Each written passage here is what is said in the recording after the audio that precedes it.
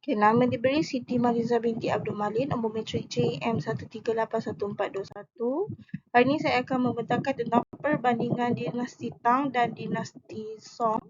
Perbandingan akan dibuat daripada segi kemunculan, sumbangan, perubahan dan kejatuhan kedua-dua dinasti ini.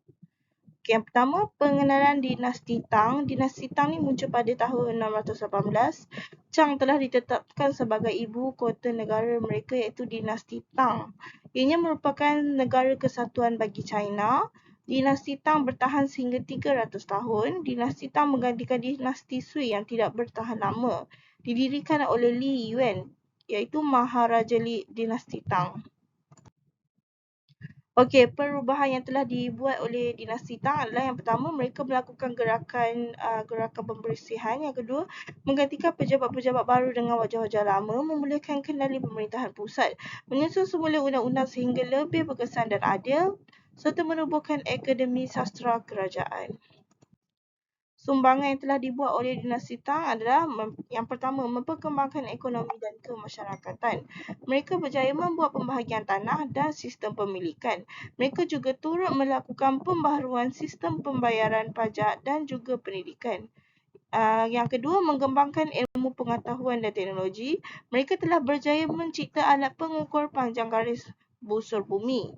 Mereka juga telah berjaya ditemukan oleh Yi Jing yang merupakan seorang penterjemah kitab Buddhis dan pelbagai lagi inovasi baharu. Yang seterusnya, perubahan yang telah dibuat adalah meningkatkan hubungan dengan negara luar. Terbukti mereka menjalinkan hubungan yang baik dengan negara luar apabila mereka selalu menjelajah ke negara luar. Mereka juga telah mendapat utusan daripada negara luar iaitu Kan Tuali pada abad ke-5. Seterusnya adalah kejatuhan dinasti Tang. Ianya berlaku kerana krisis dalam kepimpinan, meningkatkan aktiviti jenayah seperti pemberontakan. Pemberontakan ini dilakukan oleh An Lushan. Muncul juga kaum Fazan dan para penguasa dinasti Tang yang harus membayar cukai yang mahal dan diberikan membentuk pasukan dan memungut pajak Jidushi. Seterusnya adalah kita akan masuk kepada dinasti Song. Dinasti Song ini terbahagi kepada dua era yang berbeza iaitu Song Utara dan juga Song Selatan. Muncul pada tahun 960 sehingga 1279. Kota Song berada di bandar utara Beijing iaitu Kaifeng pada tahun 960 sehingga 1279.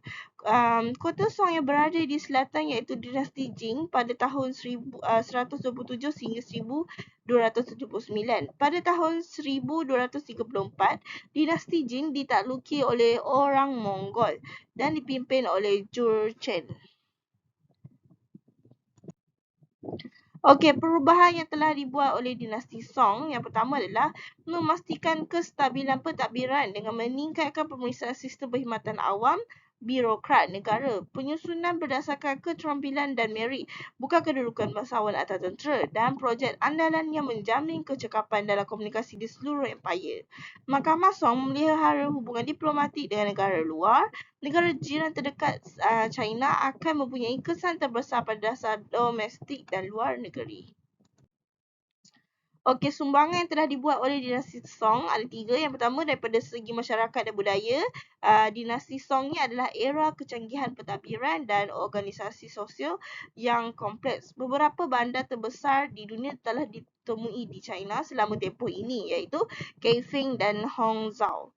Pelbagai kelab sosial dan hiburan di bandar-bandar. Okey, yang kedua, daripada segi pendidikan pula, mereka telah membina sekolah-sekolah untuk memberikan masyarakatnya pendidikan dan perkhidmatan agama. Kerajaan Song juga menubuhkan pelbagai bentuk program kesejahteraan sosial, termasuk pendirian rumah bersara, klinik umum dan kubur orang-orang miskin.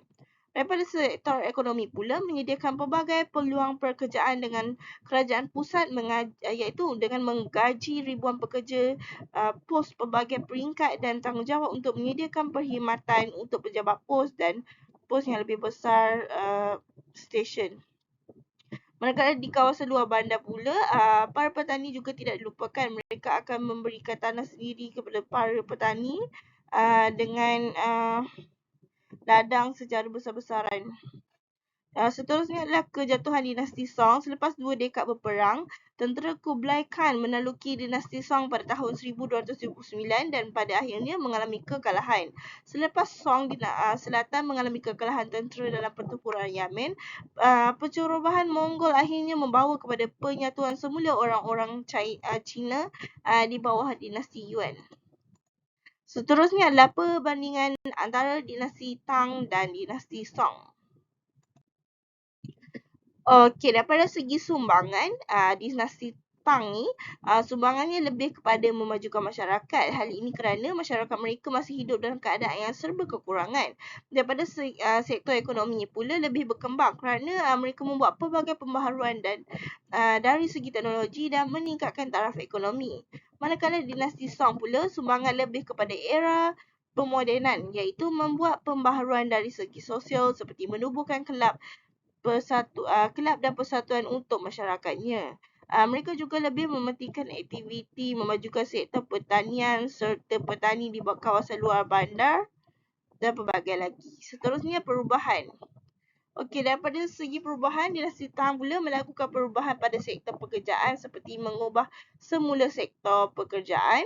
Manakala dinasti Song pula mengubah semula sistem pentadbiran serta mengubah undang-undang di negara mereka. Yang kedua, dinasti Tang mengubah semula sistem pentadbiran dan pemerintahan supaya lebih maju, manakala dinasti Song pula membina hubungan diplomatik dengan negara-negara luar. Yang ketiga, dinasti Tang menubuhkan pendidikan seperti sekolah sastra, manakala dinasti Song pula mengetatkan kawalan pemerintahan demi keselamatan empayar mereka. Okey, kejatuhan. Kejatuhan dinasti Tang ni berlaku kerana pelbagai krisis dalaman yang menyebabkan kemunculan pelbagai masalah. Manakala dinasti Song pula jatuh kerana peperangan yang telah mengambil masa lama dan telah mengorbankan nyawa serta kerosakan infrastruktur. Yang kedua, dinasti Tang jatuh kerana berlaku pelbagai kejenayah disebabkan oleh kekacauan dalaman sumber pentadbiran seperti pemberontakan, rasuah dan pelbagai lagi. Manakala dinasti Song pula jatuh kerana menghabiskan modal yang besar dalam peperangan yang menyebabkan kerugian serta kejatuhan dinasti Song. Manakala dinasti Tang pula jatuh kerana kerajaan yang telah mengenakan cukai yang tinggi kepada masyarakat mereka menyebabkan masyarakat berasa terbebanlah. Manakala dinasti Song pula berjatuh kerana berlakunya pencerobohan daripada negara luar, iaitu pencerobohan Mongol yang berjaya mengambil alih empayar mereka.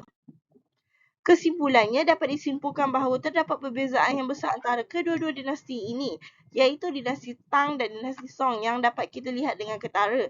Walau bagaimanapun, kedua-dua dinasti ini mempunyai pencapaian besar dalam setiap pemerintahannya di mana masing-masing telah membawa perubahan yang besar kepada empayar serta masyarakat mereka. Terima kasih.